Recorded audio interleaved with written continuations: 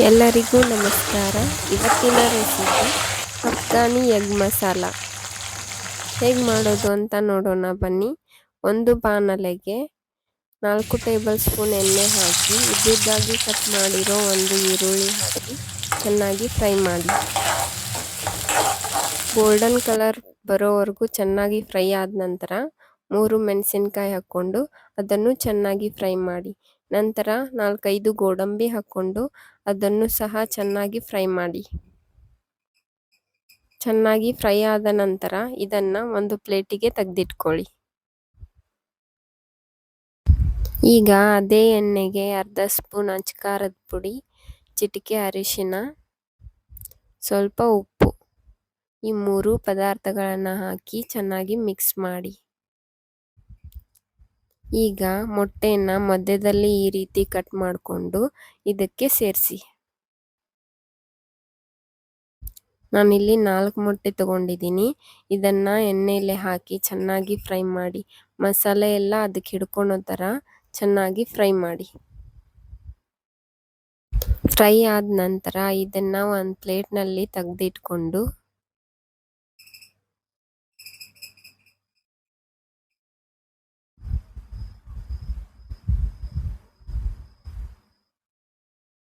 ಈಗ ಈರುಳ್ಳಿ ಫ್ರೈ ಮಾಡಿದ್ದು ತಣ್ಣಗಾಗಿದೆ.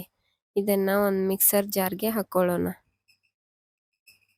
ಹಾಗೇನೆ ಸ್ವಲ್ಪ ಪುದೀನ, ಸ್ವಲ್ಪ ಕೊತ್ತಂಬರಿ ಸೊಪ್ಪು ಹಾಕಿ ಫೈನ್ ಪೇಸ್ಟ್ ಮಾಡ್ಕೊಳ್ಳೋಣ. ಈ ರೀತಿಯಾಗಿ ಮಿಕ್ಸಿ ಮಾಡ್ಕೊಳ್ಳಿ.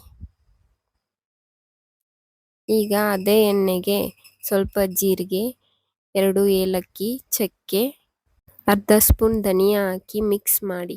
ಆಮೇಲೆ ರುಬ್ಬಿಟ್ಕೊಂಡಿರೋ ಮಸಾಲ ಹಾಕಿ ಚೆನ್ನಾಗಿ ಫ್ರೈ ಮಾಡ್ಕೊಳ್ಳಿ.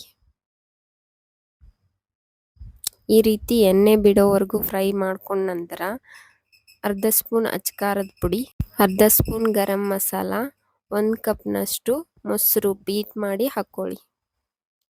ಮೊಸರು ಹಾಕ್ಕೊಂಡು ಆಮೇಲೆ ಅದೇ ಮಿಕ್ಸರ್ ಜಾರ್ಗೆ ಅರ್ಧ ಗ್ಲಾಸ್ನಷ್ಟು ನೀರು ಹಾಕ್ಕೊಂಡು ಮಿಕ್ಸ್ ಮಾಡಿ.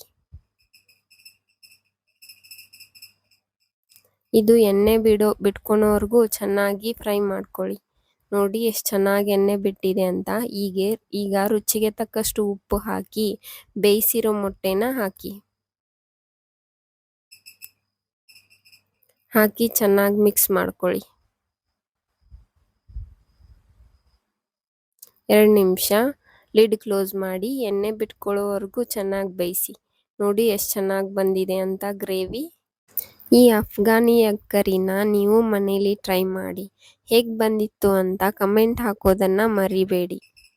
ಇನ್ನೂ ಹೆಚ್ಚಿನ ವಿಡಿಯೋಗಳಿಗಾಗಿ ನಮ್ಮ ಚಾನಲನ್ನು ಸಬ್ಸ್ಕ್ರೈಬ್ ಮಾಡ್ಕೊಳ್ಳಿ.